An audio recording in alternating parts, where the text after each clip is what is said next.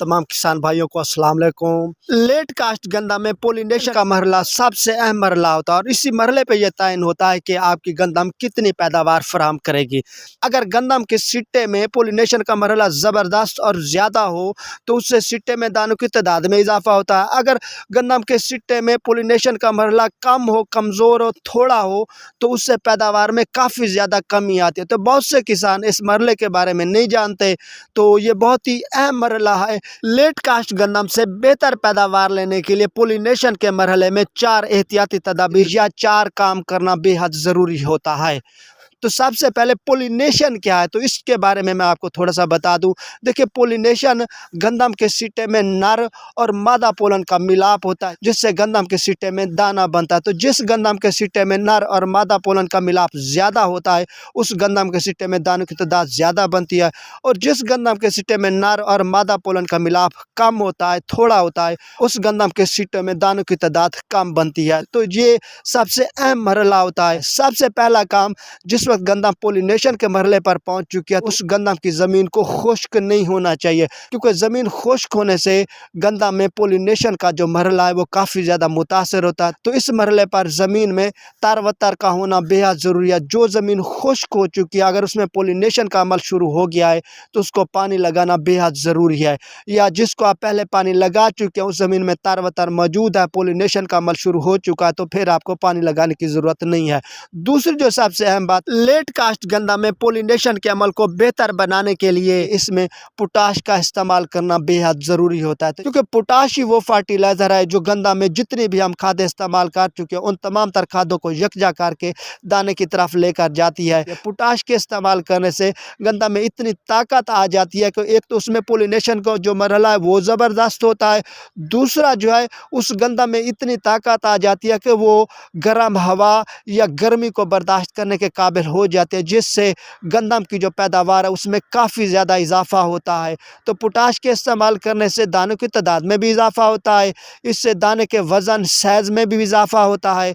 तो पोटाश का इस्तेमाल करना बेहद ज़रूरी है। अगर आप पोटाश पहले इस्तेमाल कर चुके हैं तो दोबारा इस्तेमाल करने की ज़रूरत नहीं है। अगर पोटाश इस्तेमाल नहीं की तो अब आप जो भी पानी लगाएंगे तो उस पानी में मुनासिब हद तक जो है आप 9-10 किलो फ़ी एकड़ पोटाश जो है लाजमी फ्लड करें। तो इससे आपकी गंदम में पोलिनेशन का मरहला भी ज़बरदस्त होगा, और दूसरा आपकी जो गंदम है उसमें सिट्टे में दानों की भराई भी बहुत जल्दी और ज़बरदस्त होगी, जिससे आपकी पैदावार में काफ़ी ज़्यादा इजाफा होगा। लेट कास्ट गंदम में पोलिनेशन के अमल को बेहतर बनाने के लिए तीसरी एहतियाती तदाबीर ये करना बेहद ज़रूरी है, क्योंकि लेट कास्ट गंदम जो इस वक्त बहुत छोटी है, अभी गोब की हालत में पहुँच रही है। तो गोब के बाद इसका सिट्टा निकलेगा, सिट्टा निकलने के चंद दिन बाद पोलिनेशन का मरहला शुरू होगा, जो कि तकरीबन 10 से 12 दिन तक पोलिनेशन का जो अमल है वो चलता है।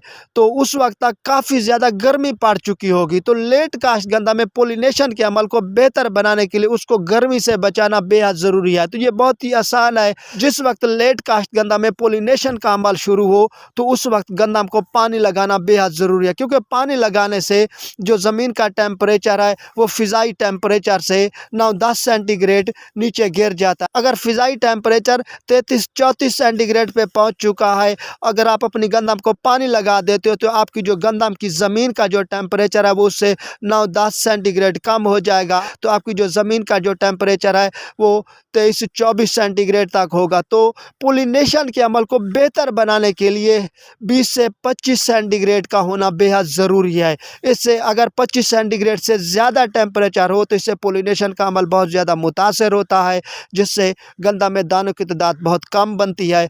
तो इसलिए पोलिनेशन के अमल को बेहतर और साजगार बनाने के लिए जो ज़मीन का टेम्परेचर है उसको मुनासिब करना बेहद ज़रूरी है। पोलिनेशन के अमल में पानी लगाने से जो ज़मीन का जो टेम्परेचर है वो मुनासिब और पोलिनेशन के लिए साजगार हो जाता है, जिससे गंदम में पोलिनेशन का अमल बेहतर अंदाज में होता है।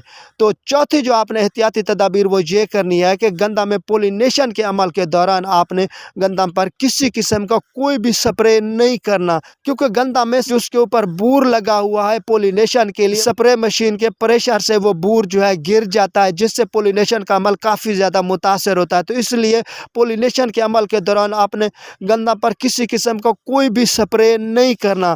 पोलिनेशन का अमल जब मुकम्मल हो जाए, चौथाई दाना बन जाए, तो उसके बाद जो है आप अपनी गंदा पर जो भी स्प्रे करना चाहे आप कर सकते हैं। तो जिस भाई को मेरी ये वीडियो पसंद आई है, अच्छी लगी है, वो लाइक कर दे, और जो किसान भाई पहली मर्तबा मेरी ये वीडियो देख रहा है वो इसे सब्सक्राइब करके बेल आइकन के बटन को दबाकर ऑल पर प्रेस कर दे, ताकि मेरी आने वाली हर वीडियो आप भाइयों तक पहुंच सके। दुआ में याद रखिएगा। अल्लाह हाफिज़।